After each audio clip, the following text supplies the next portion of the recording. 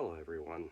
So this is about the fourth take or so because I initially tried doing this outside so that I wouldn't disturb anyone. But either way,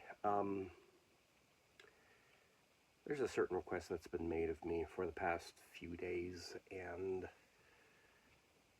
at first I was just simply going to ignore it, but it looks like I'm going to have to officially say something. And also it's going to be kind of obvious here in the near future that I'm going to be slowing down even more than my usual pace of YouTube videos, and I'm going to be avoiding certain subjects at all. And I'm not going to necessarily spell out what that reason is, but certain events and public knowledge in the near future will probably make it obvious. But the thing everybody keeps asking me to cover, I'm not going to be covering for a few different reasons, which I will elaborate at least mostly on. See, if you were present at the Pocatello meeting, then you were very likely there when a certain nice little quip, nice little reference that Mark Fuller made, I think it was, about the whole cookies and licking envelopes and balloons thing. There was another reference toward that, and Mark Fuller was talking about, the proper role of the party and how we should be treating volunteers and how we should value their work, etc., etc. So, I guess Trent Clark, he felt he needed to defend his position on that, which, if I were him, I would be trying to parlay this into something else, or at least try to shift the window to some other related topic instead. He's doubled down, effectively, not even double down, it's like triple or quadruple down by now. His cookies and balloons thing, I guess. So yeah, he wrote this article a few days ago, I think it was, and people keep on asking me to cover it, on my YouTube channel, and I'm not going to be covering it, at least not directly, and it's for a few different intertwining reasons. See, I don't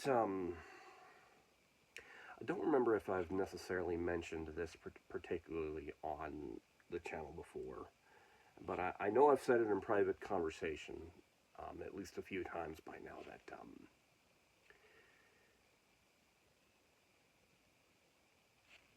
the dichotomy between Republicans and Democrats, it's been around since the events that caused the Civil War, effectively. And the Republican Party, and this would come later to be the Idaho Republican Party, because Idaho wasn't around yet when this started. Democrats, since their inception of that party, that they've always been a very tribal thing, because even between their inception and, say, the events that preceded and started the Civil War, at least the first Civil War, anyway, they had always been shifting on a bunch of things. Now, I had always had the feeling that this was true anyway, but this was definitely reinforced by a lot of reading and research I had to do for another thing, which included a lot of the very first meetings of the Republican Party. That there's that famous schoolhouse. This is definitely one of those one of those events where there are certain things that the Republican Party has always stood for. Abolition being one of them staunchly, but also a bunch of other related and not so related concepts. Well, they've always been part of the platform, And so that's the original thing that I was looking up, was what was the first thing that the Republican Party could have called its platform, and what was on it, and those kinds of things. And it's not changed all that much over the years. And so anyway, and I was originally this was originally having to do with debunking the party swap lie, where people like to mention this conspiracy theory, this lie that it was actually the Democrats that wanted the civil rights and the Republicans didn't win, and that there was a party swap and all this stuff, and not really. So the Republican Party has always been guided by certain ideas, at least supposed to be. Obviously there are corrupt people in every party, of course. There are bad people in every party, of course. And, it's just the whole standing up for your thing or whatnot, well, those are the reasons why, at least one of the reasons why the Whig Party died and whatnot. Yeah, that's a reference. But there have been small bits of time, of varying lengths of time, where the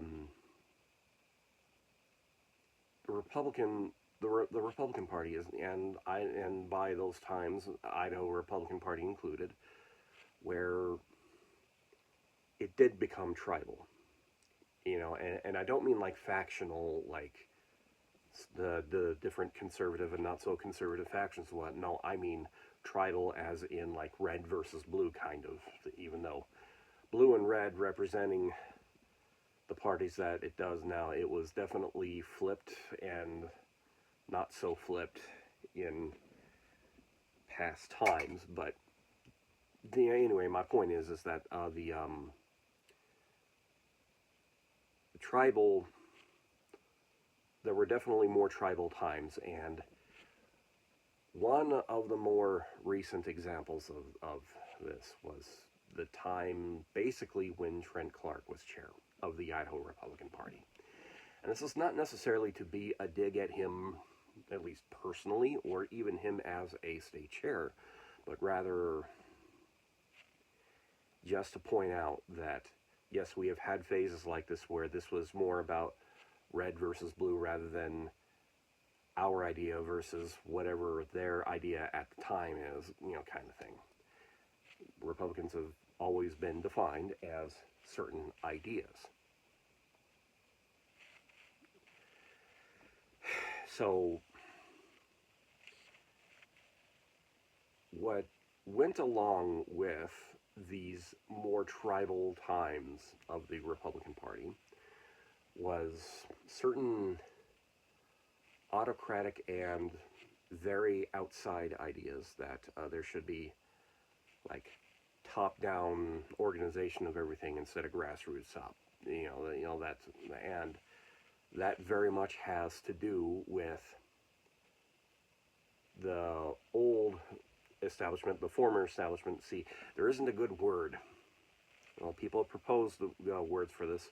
There's a certain four-letter word, starts with R, that I won't necessarily use for that. My good friend Dorothy, she won't exactly be pleased if I use that word anyway. But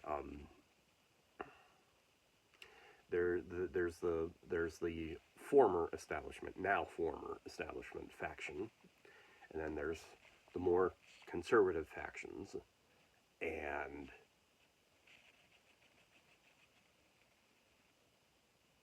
his faction is always going to be upset that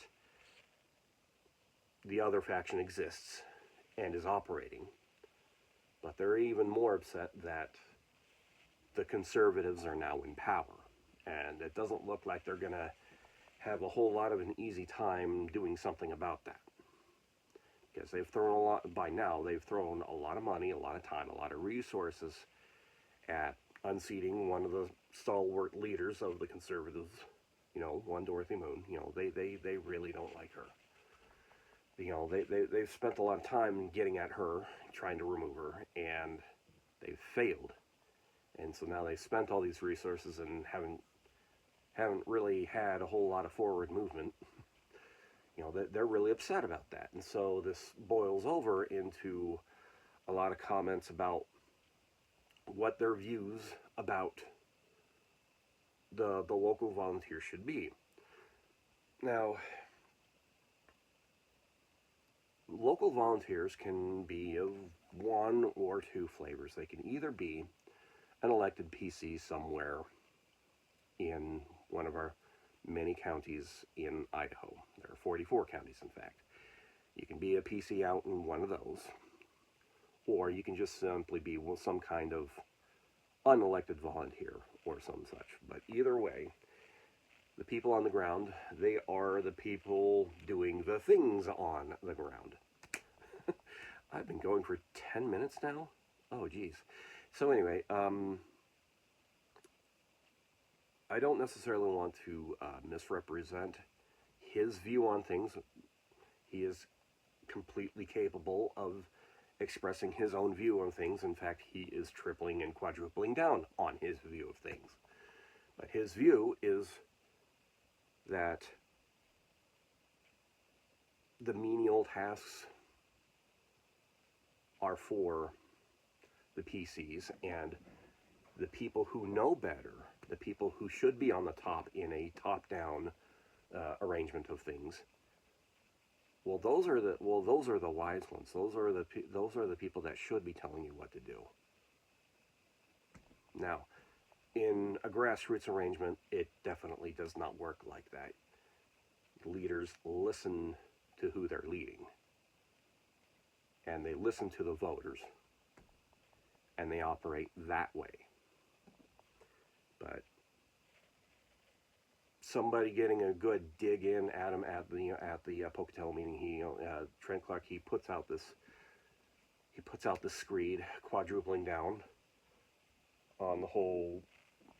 And I think, see, the thing is that I only skimmed it. I don't even know if he's still trying to say that, oh, he just expressed it poorly. I don't know if he's still going on that particular bent of his defense of it or not. And I couldn't really be bothered to go look. And it's for reasons like this where I'm just, I'm not going to necessarily give it that kind of time. I'm just not. The old faction is the old faction. There are some young people in it, but they are very few.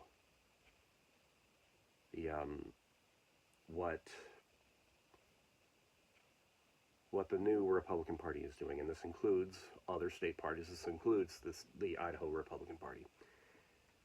What they are doing, at least trying to, because we are in a bit of a fight for survival here. We have a good man at the top, Donald Trump, who is fighting for fighting the good fight where he is, and he's doing his job from his end of things, and we've got to be doing our job from our end of things. And so we're doing things like trying to engage and whatnot, and we are also becoming the leaders, the decision makers, the evaluators.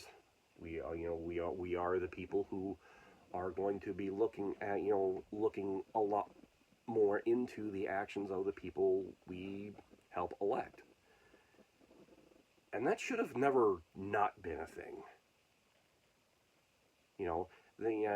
But in the former establishment, the Trent Clark faction of people, they seem to be of the mode that we shouldn't necessarily be criticizing our own candidates. We should be following them instead of them listening to the voters, listening to the party, listening to the people who are working for them, working to get them elected, working to keep them elected, keep them in office. So then there's the crux of that, is that Trent Clark is very well capable of putting the word out, of putting his own words, his own ideas out there. And unfortunately for him, that's what got him. That's what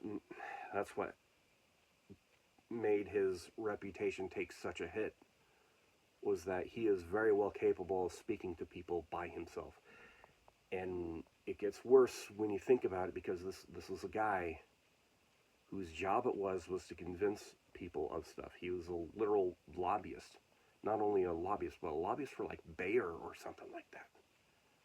Or Monsanto or something.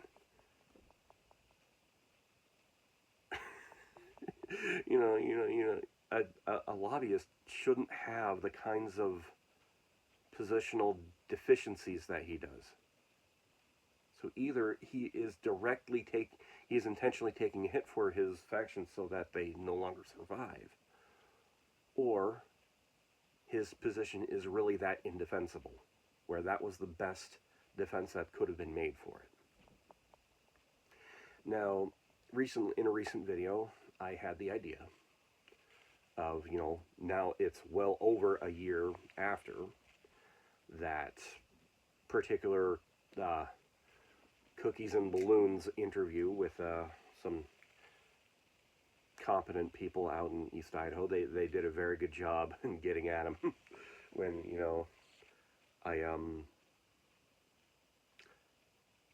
I might still do that video, but that is just simply to compare that situation and those words with what's going on now. This is not necessarily to keep, to give Trent Clark undue time. So that's what that is that I'm not necessarily going to be covering that article. I have my reasons. I think they're fairly good reasons. They're reasons rooted in the facts of the matter and in the history of the matter, and the history going back quite a long ways, in fact. And I thought I was going to say something after this part, but I didn't actually write down any notes for this. I just had a certain nightly responsibility, and while I was doing that, I was arranging some notes in there.